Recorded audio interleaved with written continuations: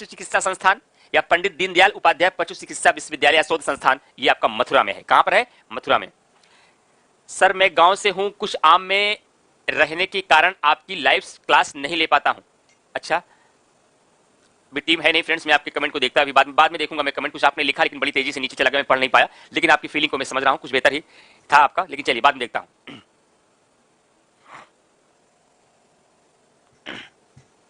चलिए 65, उत्तर प्रदेश में केंद्रीय विश्वविद्यालय की स्थापना की गई है। प्रदेश में केंद्रीय कृषि विश्वविद्यालय की स्थापना कहां की गई है? तो एक ही एकमात्र केंद्रीय विश्वविद्यालय है झांसी में, जिसकी स्थापना 2014 में हुई है। तो इसका आंसर क्या हो जाएगा? झांसी में।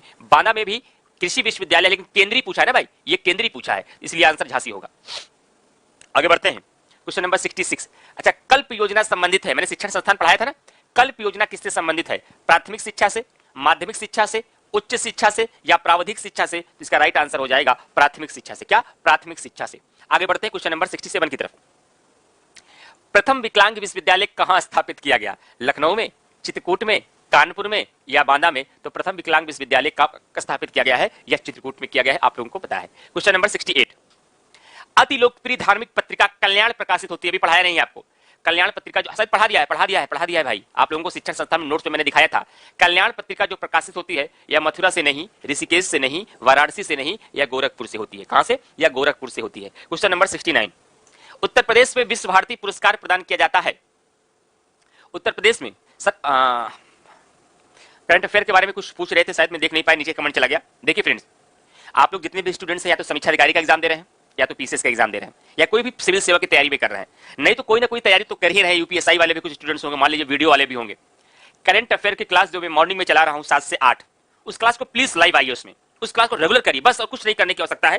केवल रेगुलरिटी बनाकर 7 से 8 लाइव क्लास करिए। बाय द वे कभी छूट जाता है क्लास, किसी कारणवश छूट जाता है, बाद में कर लीजिए, लेकिन कोशिश करिए उसको लाइव आकर रेगुलरिटी बना करके सुबह 7 से 8 का टाइम निकालिए और रेगुलर क्लास करिए। मेरा दावा है कि करंट अफेयर का कोई भी क्वेश्चन किसी भी एग्जाम में आपसे छूटेगा नहीं, ये मेरा प्रॉमिस है आपसे। और मैंने पूरी तैयारी बना ली है, बहुत जल्दी मैं जीएस के सारे प्रीवियस ईयर के क्वेश्चनों को मिक्स ग्रुप में लेकर आ रहा हूं, जल्दी ही लेकर आऊंगा, उसके लिए बिल्कुल परेशान मत होइए आप लोग। तो उत्तर प्रदेश में विश्व भारती पुरस्कार प्रदान किया जाता है हिंदी संस्थान के द्वारा, हिंदुस्तान अकेडमी के द्वारा, संस्कृत संस्थान के द्वारा या उर्दू अकादमी के द्वारा? मैंने आपको क्या बताया नहीं था? भारत भारती पुरस्कार और विश्व भारती पुरस्कार। भारत भारती पुरस्कार तथा विश्व भारती पुरस्कार। क्या?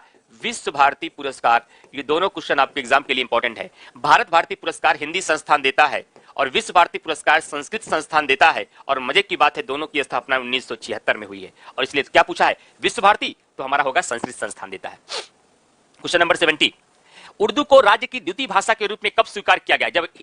जब आपका उत्तर प्रदेश आपका क्या किया गया? कृषि अनुसंधान परिषद की स्थापना की गई थी तब, और इसका राइट आंसर आपका हो जाएगा 1989 में। क्वेश्चन नंबर 71, निम्नलिखित में से किस विश्वविद्यालय की स्थापना 1916 में हुई थी? 1916 में हुई थी? कलकत्ता विश्वविद्यालय, प्रयागराज विश्वविद्यालय, बनारस हिंदू विश्वविद्यालय या अलीगढ़? तो उत्तर प्रदेश के तीनों विश्वविद्यालय की स्थापना आपको तिथि पता है। प्रयागराज की 1887 में की गई थी, बनारस हिंदू विश्वविद्यालय की 1916 में की गई थी, अलीगढ़ की विश्वविद्यालय की 1920 में हुई, लेकिन 1875 में मोहम्मदन एंग्लो ओरिएंटल की स्थापना हुई थी, उसी का परिवर्तित नाम है 1920 में अलीगढ़ मुस्लिम यूनिवर्सिटी। पूछ क्या रहा है 16 वाला? तो बनारस हिंदू विश्वविद्यालय राइट आंसर होगा। 72, सब क्वेश्चन को देख लीजिएगा, प्रीवियस ईयर में आप मिला भी लीजिएगा, सारे क्वेश्चन पीसीएस और समीक्षा अधिकारी में या वीडियो में आए हुए प्रश्न है। सरदार वल्लभ भाई पटेल कृषि विश्वविद्यालय कहां पर स्थित है? सरदार वल्लभ भाई पटेल कृषि विश्वविद्यालय कहां पर स्थित है? अयोध्या में, मेरठ में, कानपुर में, झांसी में? तो इसका राइट आंसर आपका क्या हो जाएगा? सरदार वल्लभ भाई पटेल कृषि विश्वविद्यालय आपका झांसी में है। कहां पर है? झांसी में है। आगे बढ़ते हैं क्वेश्चन नंबर 73 की तरफ। निम्नलिखित में से कौन पहला केंद्रीय विश्वविद्यालय? देखिए कहना ये चाह रहा है कि सबसे पुराना केंद्रीय विश्वविद्यालय कौन है उत्तर प्रदेश का? तो मैंने ये भी बताया था कि सबसे पुराना विश्वविद्यालय कौन है और सबसे पुराना केंद्रीय विश्वविद्यालय कौन है, दोनों क्वेश्चन मैंने एकदम क्लियर किया था। तो निम्नलिखित में से कौन पहला केंद्रीय विश्वविद्यालय है? बीएचयू वाराणसी, अलीगढ़ मुस्लिम विश्वविद्यालय, डॉक्टर भीमराव अंबेडकर विश्वविद्यालय लखनऊ, इलाहाबाद विश्वविद्यालय? तो इसका आंसर होगा बीएचयू। इसको 1916 में ही केंद्रीय विश्वविद्यालय बनाया गया, इसको 1920 में बनाया गया केंद्रीय, इसको 1996 में, इलाहाबाद विश्वविद्यालय को 2005 में केंद्रीय विश्वविद्यालय का दर्जा मिला। तो स्थापना के साथ साथ केंद्रीय दर्जा को भी याद रखिएगा। क्वेश्चन नंबर 74, कन्हैयालाल माणिकलाल केंद्रीय हिंदी संस्थान। क्या? कन्हैयालाल माणिकलाल केंद्रीय हिंदी संस्थान कहां स्थित है? आगरा में, बरेली में, गोरखपुर में या मेरठ में? तो कन्हैयालाल माणिकलाल केंद्रीय हिंदी संस्थान जो है आपका, ये है आपका आगरा में। कहां? ये आपका है आगरा में। आगे बढ़ते हैं क्वेश्चन नंबर 75 की तरफ। निम्नलिखित में से कौन राज्य विश्वविद्यालय है? बीएचयू वाराणसी, इलाहाबाद विश्वविद्यालय, डॉक्टर भीमराव अंबेडकर विश्वविद्यालय, ये सब केंद्रीय विश्वविद्यालय है। डॉक्टर राम मनोहर लोहिया राष्ट्रीय विधि विश्वविद्यालय, ये आपका राज्य विश्वविद्यालय है और इसका राइट आंसर आपका हो जाएगा डी। 75 क्वेश्चन हो गए। अब आगे बढ़ते हैं क्वेश्चन नंबर 76 की तरफ। उत्तर प्रदेश में राज्य सरकार की कृषि विश्वविद्यालयों की संख्या है कृषि विश्वविद्यालयों की बात की जाए तो कृषि विश्वविद्यालय मैंने 5 बताए थे। पहला आचार्य नरेंद्र देव कृषि विश्वविद्यालय अयोध्या, कहां पर है? अयोध्या में। ये आपका फैजाब नरेंद्र देव इसको बोलते हैं, ये इसकी स्थापना 1974 में। दूसरा क्या है? चंद्रशेखर आजाद कृषि विश्वविद्यालय, स्थापना 1974 में। उसके बाद सैम हिंगिनबॉटम कृषि एवं प्रौद्योगिकी विश्वविद्यालय, ये नैनी के पास एग्रीकल्चर विश्वविद्यालय इसके नाम से जानते हैं आप। इसकी स्थापना सन 2000 में हुई थी। इसे सीआर्ट्स भी कहा जाता है। क्या इसे सीआर्ट्स भी कहा जाता है? उसके बाद कौन सा है? एक कृषि विश्वविद्यालय आपका मेरठ में है जिसकी स्थापना सन 2004 में हुई। एक कृषि विश्वविद्यालय आपका झांसी में है जिसे केंद्रीय कृषि विश्वविद्यालय का दर्जा मिला है। ये उत्तर प्रदेश का एकमात्र केंद्रीय विश्वविद्यालय है। इसकी स्थापना सन 2014 में हुई। और एक विश्वविद्यालय आपका कृषि विश्वविद्यालय जो है आपका वह बांदा कृषि विश्वविद्यालय है जिसकी स्थापना कितना कब हुई? जिसकी स्थापना आपकी 2010 में हुई थी। इस प्रकार से उत्तर प्रदेश में कृषि विश्वविद्यालयों की संख्या 5 है, लेकिन एकमात्र केंद्रीय कृषि विश्वविद्यालय कौन है? वह है आपका झांसी। स्पष्ट? आगे बढ़ते हैं। उत्तर प्रदेश संस्कृत संस्थान की स्थापना हुई है। चाहे संस्कृत संस्थान पूछा जाए चाहे उर्दू संस्थान पूछा जाए, दोनों मैंने आपको सिखाया है। 1950 में, 1955 में, 1966 में या फिर 1976 में। इसका राइट आंसर हो जाएगा डी, 1976 में। Question number 78। उत्तर प्रदेश उर्दू अकादमी, ये देखिए बेसिक शिक्षा परिषद की स्थापना कब हुई थी? म्योर सेंट्रल कॉलेज की स्थापना कब की गई थी? बेसिक शिक्षा परिषद को और प्रभावी बनाने के लिए बेसिक शिक्षा निदेशालय की स्थापना कब की गई थी? उसी समय मैंने आपको उत्तर प्रदेश उर्दू अकादमी स्थापना की बात की थी। तो उत्तर प्रदेश उर्दू अकादमी की स्थापना कब हुई? 1972 में। कब? 1972 में, 1972 में इसकी स्थापना की गई। Question number 79। काशी विद्यापीठ, मैंने आपको समझाया था भैया कि बहुत बार गलती हो जाती है आप लोगों से। काशी विद्यापीठ को आप लोग बनारस हिंदू विश्वविद्यालय समझ बैठते हैं। नहीं, बनारस हिंदू विश्वविद्यालय दूसरा था। काशी विद्यापीठ की स्थापना असहयोग आंदोलन के समय 1920-21 में बाबू श्री प्रसाद गुप्त के द्वारा किया गया था। किसके द्वारा? बाबू श्री प्रसाद गुप्त के द्वारा किया गया था। तो काशी विद्यापीठ के जो संस्थापक होंगे वह बाबू श्री प्रसाद गुप्त होंगे। कौन? बाबू श्री प्रसाद गुप्त होंगे। आगे बढ़ते हैं क्वेश्चन नंबर 80 की तरफ कि कस्तूरबा गांधी बालिका विद्यालय योजना शुरू किया गया। इस क्वेश्चन को मैंने पढ़ाया नहीं है। अभी मैं बहुत महत्वपूर्ण योजनाएं उत्तर प्रदेश की बताऊंगा, तो वहां ध्यान रखिएगा। वहां पे मैं आपको चकबंदी योजना बताऊंगा, मैं आपको वहां किसान वही योजना बताऊंगा, वहां आपको मैं मिड डे मील योजना बताऊंगा, मैं आपको वहां पोषाहार योजना बताऊंगा, मैं यहाँ आपको किसान क्रेडिट कार्ड बताऊंगा, मैं वहां पे आपको सर्व शिक्षा अभियान बताऊंगा, मैं आपको वहां स्कूल चलो अभियान बताऊंगा, मैं वहां आपको ऑपरेशन ग्रीन योजना बताऊंगा, वहीं पर आपको मैं कस्तूरबा गांधी बालिका विद्यालय योजना भी बताऊंगा। और इसकी स्थापना हुई थी सन 2004 में। ये क्वेश्चन नया है आपके लिए। Question number 81। उत्तर प्रदेश में समान केंद्रीय विश्वविद्यालय हैं। समान केंद्रीय विश्वविद्यालय कौन कौन से? अच्छा, ये समान केंद्रीय विश्वविद्यालय क्या हुआ आपका? देखिए, एक्चुअली जितने केंद्रीय विश्वविद्यालय है ना, उसमें से एक जो झांसी वाला केंद्रीय विश्वविद्यालय है वह कृषि के लिए है, और जो आपका रायबरेली में राष्ट्रीय विमानन वाला है, और बाकी जितने हैं वह समान कृषि विश्वविद्यालय हैं। इसलिए उत्तर प्रदेश में समान केंद्रीय विश्वविद्यालय की संख्या पूछ ली जाए तो कॉमन सेंस इसका आंसर क्या लगाना है? 4। और टोटल केंद्रीय विश्वविद्यालय कितने हैं? 6। लेकिन राष्ट्रीय विमानन ये विमानन से संबंधित है और कृषि विश्वविद्यालय या एग्रीकल्चर से संबंधित है। इसलिए समान कृषि केंद्रीय विश्वविद्यालयों की संख्या 4 मानी गई है। 82। कानपुर में स्थित कृषि विश्वविद्यालय का नाम निम्नलिखित में से किस स्वतंत्रता सेनानी के नाम पर रखा गया है? चंद्रशेखर आजाद के नाम पर, महात्मा गांधी के नाम पर, लाल बहादुर शास्त्री के नाम पर, या मंगल पांडे के नाम से? तो इसका राइट आंसर आपका हो जाएगा चंद्रशेखर आजाद के नाम पे रखा गया है। मैंने पढ़ाया भी है आपको। आगे बढ़ते हैं क्वेश्चन नंबर 83। प्राथमिक स्कूलों में केंद्र द्वारा पोषाहार सहायता हेतु कार्यक्रम शुरू किया गया है। तो पोषाहार योजना और मिड डे मील योजना दोनों की शुरुआत आपकी 1995 में की गई थी। कब? 1995 में की गई थी। बच्चों की उपस्थिति को बढ़ाने के लिए, देर समय तक स्कूलों में उनको रुकने के लिए और पोषाहार के स्तर को ऊपर उठाने के लिए केंद्र सरकार के द्वारा केंद्र प्रायोजित योजना के रूप में मिड डे मील की शुरुआत यह की गई थी। स्पष्ट? 84। बखीरा पश्चिम बिहार कहां पर है? बलिया में, गोंडा में, रायबरेली में, संत कबीर नगर में। बलिया में जो पश्चिम बिहार है उसका नाम है सुरहताल पश्चिम बिहार। सुरहताल पश्चिम बिहार है आपका। संत कबीर नगर पश्चिम बिहार में क्या होता है? यहां पर बखीरा पश्चिम बिहार है। गोंडा में क्या है? वह जो आपका अरवा जो पश्चिम बिहार मैंने बताया था, अभी आगे मैं डिस्कस करूंगा, वो आपका गोंडा में है। और रायबरेली में आपका है समस्तपुर पश्चिम बिहार। कौन सा? समस्तपुर पश्चिम बिहार, ये आपका है। और पूछा गया है बखीरा, तो आंसर हो जाएगा संत कबीर नगर में। आगे बढ़ते हैं क्वेश्चन नंबर 85। निम्नलिखित वृक्षों में से कौन वृक्ष पर्यावरणीय संकट उत्पन्न करता है? पर्यावरण में संकट उत्पन्न करता है, इसका मतलब पारिस्थितिकी तंत्र उसका बेहतर नहीं है। बबूल, नीम, अमलताल, यूकेलिप्टस। ध्यान रखिएगा। यूकेलिप्टस एक पेड़ होता है, आप लोग हो सकता है यूकेलिप्टस के नाम से न जानते हो, इसे गांव में सफेदा कहते हैं शायद ना। इसका प्रयोग अक्सर आप देखते हैं बल्लियों में खूब किया जाता है, बल्ली के रूप में इसका प्रयोग खूब होता है। लेंटर के रूप में पहले जब तक सटरिंग का काम नहीं शुरू वहां खूब होता है, लेकिन इसकी एक अपनी एक समस्या थी। अक्सर आप देखते हैं ये जो नहरें गांव में बनी होती हैं, उन नहरों पर ही यूकेलिप्टस को लगाया जाता है, लेकिन फिर भी जो इसके आसपास के कृषि योग्य भूमि होते हैं वो प्रभावित होता है, क्योंकि इसको अपने खुराक के लिए पानी की आवश्यकता बहुत अधिक होती है। कभी आपने सफेदे को पेड़ को देखा होगा, उसके ऊपर एक बहुत मोटा सा स्किन होता है। अगर बचपन आपका गुजरा होगा तो सफेदे में कभी कभी पतली पतली टहनियां निकलती हैं, उसका प्रयोग कभी गुल्ली डंडा बनाने में किया होगा बचपन के दौर में। तो गुल्ली बहुत अच्छी बनती थी, और गुल्ली डंडा में जब उसका प्रयोग आप लोग करते रहे होंगे तब क्या होता रहता होगा, ऊपर से क्या करते होंगे, पहले उसको जो कवर होता है वो निकालते होंगे, फिर उसको गीला होता था, ओजन होता रहता होगा, लेकिन उसके बाद तुरंत वो हल्का हो जाता था। कैसे? क्योंकि जो पानी उसका सूखता था और एकदम चिकनी लकड़ी के रूप में जब होता था तब वो हल्का हो जाता था। यह पर्यावरणीय संकट के रूप में जाना जाता है यूकेलिप्टस। ये नया प्रश्न है, ये मैंने अभी आपको नहीं पढ़ाया है। 86 नंबर, प्रदेश में नवाबगंज पश्चिमी बिहार कहां पर स्थित है? नवाबगंज उत्तर प्रदेश का प्रथम पश्चिमी बिहार है, जिसकी स्थापना 1984 में हुई है और यह उन्नाव में स्थित है। और इसका क्षेत्रफल लगभग नियर अबाउट, यदि बात करूं मैं तो नियर अबाउट इसका क्षेत्रफल 1 वर्ग किलोमीटर स्क्वायर है, और बीच में कुछ सिकुड़ करके ये 0.75 वर्ग किलोमीटर स्क्वायर हो गया है। वर्तमान स्थिति यही है, तो इसका राइट आंसर हो जाएगा उन्नाव। क्वेश्चन नंबर 87, भारत में सर्वप्रथम किस पश्चिमी बिहार की स्थापना की गई? जो बात मैं अभी बता रहा हूं देखिए सामने आ गया। तो सांडी पश्चिमी बिहार कहां है, जरा इसको बताइए आप लोग। तो सांडी पश्चिमी बिहार आपका है हरदोई में। कहां पर है? हरदोई में है। नवाबगंज पश्चिमी बिहार है आपका उन्नाव में। और समान पश्चिमी बिहार आपका कहां पर है, जल्दी से बताइए। समान पश्चिमी बिहार कमेंट बॉक्स में इसका करके बताइए। सूर सरोवर पश्चिमी बिहार आपका आगरा में है। कहां पर है? ये आगरा में है। और ये समस्तपुर पश्चिमी बिहार आपका होना चाहिए था, शायद ये रायबरेली में है। और यहां पूछा क्या गया है कि भारत में सर्वप्रथम किस पश्चिमी बिहार की स्थापना, अच्छा स्थापना बताना है। सबसे पहले इसी की स्थापना हुई 1984 में। ये उत्तर प्रदेश का प्रथम पश्चिमी बिहार है। कौन सा? ये नहीं, सॉरी, उन्नाव वाला, ये होगा आंसर। तो राइट आंसर हमारा हो जाएगा बी। आगे चलते हैं। क्वेश्चन नंबर 88, नवाबगंज पश्चिमी बिहार, ओखला पश्चिमी बिहार, समस्तपुर पश्चिमी बिहार, यही पार्वती आरंगा पश्चिमी बिहार, जो मैं ये आपको लिख रहा था, यही आरंगा था आपका। ये यहां पे कहां गया? ये यहां पर जो मैंने बताया, यहां नहीं था, कहीं था, भी मैं डिस्कस कर रहा था आपको गोंडा वाला। तो नवाबगंज पश्चिमी बिहार उन्नाव में होगा। अच्छा, ये क्वेश्चन क्या पूछा है भाई? निम्नलिखित में से निम्न का सही सुमेल चुने। कौन सही सुमेलित है? नवाबगंज गोंडा में है, गलत है, ये तो उन्नाव में है। ओखला पश्चिमी बिहार, ये भी आपका गलत है। समस्तपुर पश्चिमी बिहार गौतम बुद्ध नगर है। और आपका पार्वती आरंगा पश्चिमी बिहार, ये आपका गोंडा में है। तो इसमें आपका सही सुमेलित चुनना था। क्वेश्चन में थोड़ा सा मिस्टेक हुई है भाई, थोड़ा सा रुकिएगा इसमें, एक बार इसको हम लोग मिलाते हैं। अच्छा, कारण क्या है? इस क्वेश्चन में अधूरा हुआ है थोड़ा सा, इसमें कथन कारण होना चाहिए था। मैं बताता हूं कहां मिस्टेक हुई, मैं सही कराता हूं, परेशान मत होइएगा, मैं इसको सही कराता हूं।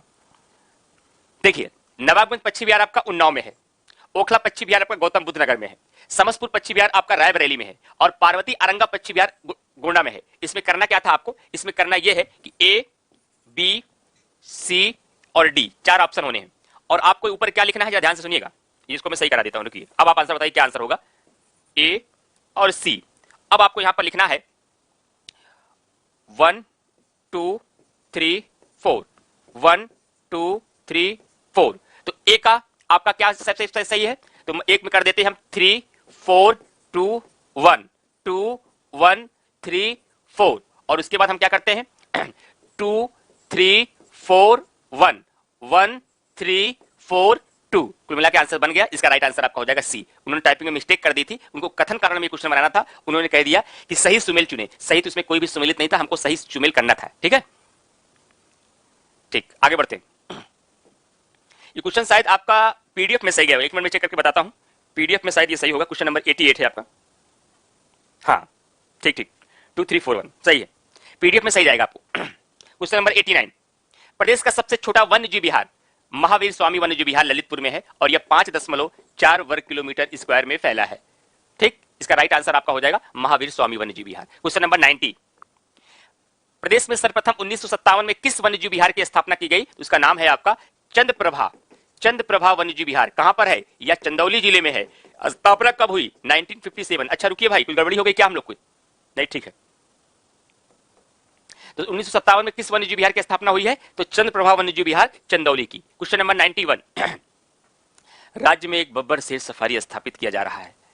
लायन सफारी, नाइट सफारी, बब्बर सफारी, बब्बर शेर प्रजनन केंद्र। ये क्वेश्चन फंसाते हैं आपको। मैंने बताया था नाइट सफारी रातों में चकाचौंध कहां होगी? इटावा के जंगल में कि नोएडा की सड़कों पर? नोएडा की सड़कों पर। तो night safari greater Noida. Lion safari, lion का मतलब होता है शेर। शेर आपको नोएडा की सड़कों पर चौकाचौंध में घूमेंगे कि इटावा के जंगल में? इटावा के जंगल में। तो lion safari Etawah, night safari greater Noida. लेकिन यहां पूछा क्या गया है, बब्बर शेर सफारी, तो ये भी आपका कहां है, इटावा में है। क्वेश्चन नंबर 92, सुराताल पश्चिम बिहार। सुराताल पश्चिम बिहार को ये कहां पर स्थित है, ये आपका बलिया में स्थित है। प्रतापगढ़ के बारे में भी कुछ बताया नहीं, ये आंवला नगरी, ये आंवला नगरी के नाम से जाना जाता है। ये पूरे उत्तर प्रदेश में नहीं, पूरे भारत में नहीं, पूरे एशिया में नहीं, पूरे यूरोप में नहीं, पूरे विश्व में सबसे ज्यादा आंवला के नाम पे ये प्रतापगढ़ आपका जाना जाता है। तो प्रतापगढ़ के सारे लोग गौरवान्वित हुए इस बात से, पूरे विश्व में नेतृत्व करता है ये। और विटामिन, इस आंवले में क्या पाया जाता है, विटामिन सी। विटामिन सी का रासायनिक नाम क्या है, एस्कॉर्बिक एसिड। और विटामिन सी से होने वाले जो रोग है वो क्या है, वह है आपका स्कर्वी। तो प्रतापगढ़ के लोग जब इंटरव्यू देने जाते हैं ना, तो पहला सवाल उनसे यही बनता है कि प्रतापगढ़ कोई एक विशेष बात बताइए। तो जैसे ही आंवला का नाम लेते हैं 10 प्रश्न आपके तैयार हो जाते हैं। तो बलिया होगा, और इसे लोकनायक पश्चिम बिहार नाम कर दिया गया है, सुराताल पश्चिम बिहार का, जयप्रकाश नारायण के नाम पे। क्वेश्चन नंबर 93, उत्तर प्रदेश की सबसे लंबी नहर कौन सी है, घाघरा नहर, केन नहर, निचली गंगा नहर और शारदा नहर। मैंने आपको एक परियोजना पढ़ाई थी, कौन सी परियोजना, शारदा जल विद्युत परियोजना। आपको याद आ रही नहीं, शारदा जल विद्युत परियोजना बताई थी, और मैंने कहा था यह भी कहां है, शारदा नहर पे बनी है। और शारदा नहर उत्तर प्रदेश की सबसे लंबी नहर है। ये लखीमपुर खीरी में आपकी शारदा नहर है, और इससे ये पूरा क्षेत्र क्या होता है, इससे सिंचाई का साधन पूरा यूज करता है, इस शारदा नहर से। यह उत्तर प्रदेश की सबसे लंबी नहर है, इसकी लंबाई 12368 किलोमीटर है। क्या 12368 किलोमीटर इसकी लंबाई है। लेकिन सबसे पुरानी नहर पूछा जाए तो पूर्वी यमुना नहर है। क्या पूर्वी यमुना नहर है, जो मैंने कल की क्लास में शायद आप लोगों को बताया था। ये दोनों क्वेश्चन आपके एग्जाम में पूछे जाते हैं, इसका राइट आंसर हो जाएगा शारदा नहर। क्वेश्चन नंबर 94,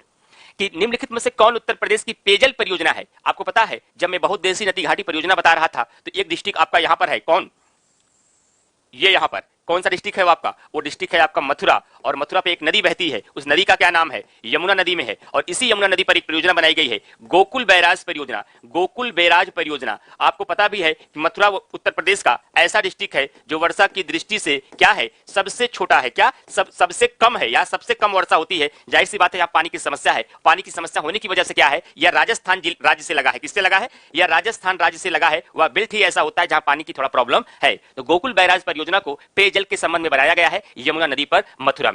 राइट आंसर होगा सी। क्वेश्चन नंबर 95, निम्नलिखित में से कौन सुमेलित नहीं है, राजघाट परियोजना, रानी लक्ष्मीबाई बांध, रिहंद बांध, माता टीला बांध। तो इन्होंने यहां दो मिस्टेक कर दी है, एक नहीं दो। पहली बात तो आपका जो है, अच्छा राजघाट परियोजना ही बांध है। माता टीला बांध जो है आपका, ये माता टीला बांध आपका ये झांसी में है। इसे रानी लक्ष्मीबाई बांध भी कहा जाता है। यह बेतवा नदी पर बनाया गया है, यमुना नदी पर नहीं बनाया गया है, इसलिए राइट आंसर हो जाएगा माता टीला। क्वेश्चन नंबर 96, राजघाट बांध एवं नहर परियोजना उत्तर प्रदेश और मध्य प्रदेश संयुक्त सरकार के बराबर बराबर सहयोग वाली संयुक्त परियोजना है, जो बनाई जा रही है यमुना नदी पर, चंबल नदी पर, बेतवा पर या केन पर। जिसका राइट आंसर हो जाएगा बेतवा पर। आगे बढ़ते हैं क्वेश्चन नंबर 97 की तरफ। निम्नलिखित में से कौन सा बांध बेतवा नदी पर बनाया गया है, लौकुश बैराज, रिहंद बांध, शारदा बांध या फिर राजघाट बांध। जिसका राइट आंसर हो जाएगा राजघाट बांध। इसीलिए मैं कह रहा था इस क्वेश्चन में इन्होंने दो क्वेश्चन लगातार गलत किए। ये जो नदी भी है ना, ये भी यमुना में नहीं, ये बेतवा में होगी, इन्होंने गलती से टाइप किया है। वो आपके जो आंसर की पीडीएफ जाएगी वहां सही रहेगा। तो माता टीला में आपका यमुना, ये गलत होगा। क्वेश्चन नंबर डी इसका गलत था। एक बार मैं चेक कर लेता हूं कि आपका उसमें जो पीडीएफ जाएगी वहां सही है या नहीं। बिल्कुल वहां पर सही है। चलिए आगे चलते हैं, नहीं तो अगर वहां दिक्कत होगी तो यमुना की जगह यहां बेतवा कर लीजिएगा। क्वेश्चन नंबर 97 भारत के किस राज्य में सर्वाधिक सिंचाई, सिंचाई नहीं, सर्वाधिक सिंचाई नलकूपों से होती है। नलकूपों मैंने कल ही बताया है कि उत्तर प्रदेश में सिंचाई का सबसे बड़ा साधन नलकूप है, जिससे 74% होती है। फिर उसके बाद नहर है, फिर उसके बाद कुआं है, फिर उसके बाद कुआं है, फिर उसके बाद तालाब है, फिर उसके बाद अन्य साधन है उत्तर प्रदेश के। और पूरे भारत में सर्वाधिक नलकूपों से सिंचाई उत्तर प्रदेश में ही होती है। सेकंड लास्ट क्वेश्चन आज के टेस्ट सेशन का, उत्तर प्रदेश में सिंचाई का सबसे बड़ा स्रोत है, ये सिंचाई होगा। सिंचाई का सबसे बड़ा स्रोत क्या है, नहर है, तालाब है कि नलकूप है कि कुआं है। तो इसका राइट आंसर हो जाएगा नलकूप है। आगे बढ़ते हैं आज के टेस्ट सेशन का सबसे अंतिम क्वेश्चन, माता टीला बहुउद्देशीय परियोजना किस नदी पर है। तो माता टीला बहुउद्देशीय परियोजना यह बेतवा नदी पर बनाया गया है। तो ये सारे क्वेश्चन आपके पीवीएस में 20 साल में पूछे गए क्वेश्चन थे। तो अब तक जितना आपने पढ़ा उसके आधार पर मैंने एक टेस्ट लेने का प्रयास किया, जिससे यह अंदाजा लग पाए, जो मूल्यांकन हो पाए कि हम सही दिशा में अपनी पढ़ाई कर रहे हैं और पढ़ाई करने के बाद हमारी सारी चीजें सही हो पा रही या नहीं। तो जल्दी से कमेंट करके सारे लोग बताइए, अब आपका स्कोर 100 में क्या गया। जो 90 प्लस है वो तो बहुत अच्छे हैं, जो 80 प्लस है वह काम कर रहे हैं, जो 80 प्लस से नीचे, 80 से नीचे होंगे, इसका मतलब है वो केवल क्लास करते हैं, बाद में उसका रिवीजन भी नहीं करते हैं, और इससे कम किसी का होगा नहीं। और जो 95 प्लस से हैं उनको तो एक्सीलेंट दिया जाएगा, A++ उनको ग्रेड मिलेगा। अगर 100 कर दिए तो आपको मैं सैल्यूट करता हूं कि कुछ मुझे आपसे सीखना पड़ेगा। चलिए जल्दी से बताइए आप लोगों का स्कोर क्या